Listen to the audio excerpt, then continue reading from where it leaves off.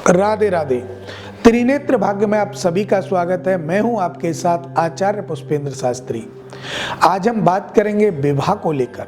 हमारे बच्चे बच्चियां बड़े हो जाते हैं, उम्र बहुत ज़्यादा हो जाती है, विवाह नहीं हो पाता है। इसका कारण क्या है?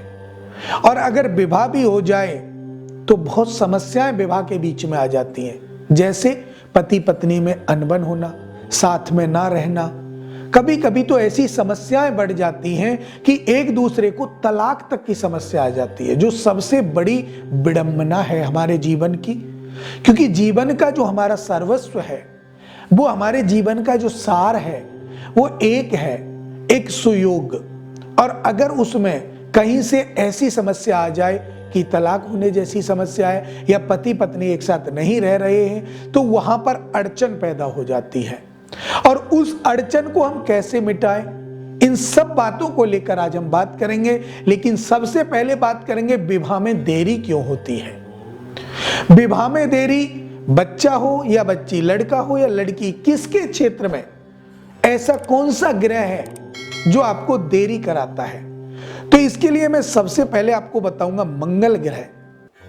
मंगल ग्रह अगर सप्तम भाव में बैठा है, या शनि ग्रह सप्तम भाव में बैठा है, चाहे वो लड़के के में हो या लड़की के में हो, तो ऐसे जातकों को शादी में बहुत समय अपना निभाना पड़ता है और बहुत समय इंतजार करना पड़ता है। उसके लिए आपको 30 वर्ष से ऊपर का समय इंतजार करना पड़ेगा, तब जाकर के आपका विवाह का योग बनेगा। अब माता पिता को चिंता होती है कि बच्चे शादी योग्य हो गए, शादी नहीं हो रही है, और वो लोग इधर उधर घूमते हैं, लेकिन ज्योतिष में जो लिखा हुआ है, कुंडली में जो लिखा हुआ है, उसको किसी को नहीं दिखलाते।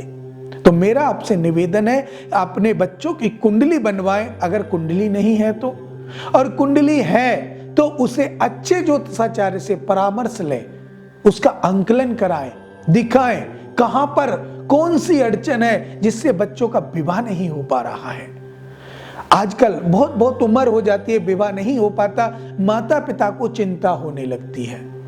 तो इसके लिए मैं आपसे एक बात बताऊंगा कि आपके जीवन में भी अगर ये समस्या आ रही है, आपकी खुद की विवाह नहीं हो रहा है या आपके बच्चों का विवाह नहीं हो रहा है, जो भी दर्शक हमें देख रहे हैं, उन सब से मैं कहूंगा कि लगन जो हमारी कुंडली में होती है, जो प्रथम भाव होता है लगन कुंडली का, उसको हम लगन कहते हैं। और उस लगन की सीधी दृष्टि सप्तम भाव में जाती है।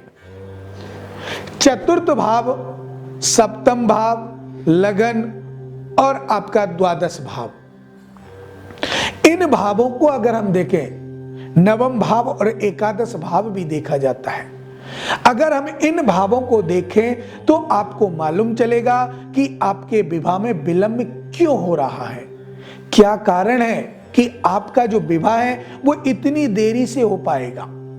अगर इन घरों में कहीं भी कोई भी ग्रहण काल लगा हुआ है, ग्रहण दोष लगा हुआ है, या नीच भंग योग लगा हुआ है, जहां पर सूर्य और शनि नीच के होकर के विराजमान हो, गुरु उनके साथ बैठा हो, तो वहां नीच भंग योग आ जाता है।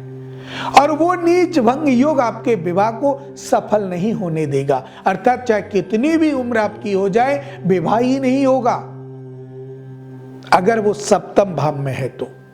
अब आप प्रयासरत रहिए, प्रयास कीजिए, और प्रयास के साथ भी अगर आपको सफलता नहीं मिल रही है तो उसका मेन कारण है नीच भंग योग कुंडली में बना हुआ है। और इसी को अगर हम देखते हैं तो नवमेश और एकादश का स्वामी, और पंचमेश और सप्तमेश और लग्नेश, इनके जो स्वामी हैं वो कहां पर बैठे हुए हैं। अगर लग्नेश सप्तम भाव में बैठा है तो आपका विवाह कम उम्र में हो जाएगा।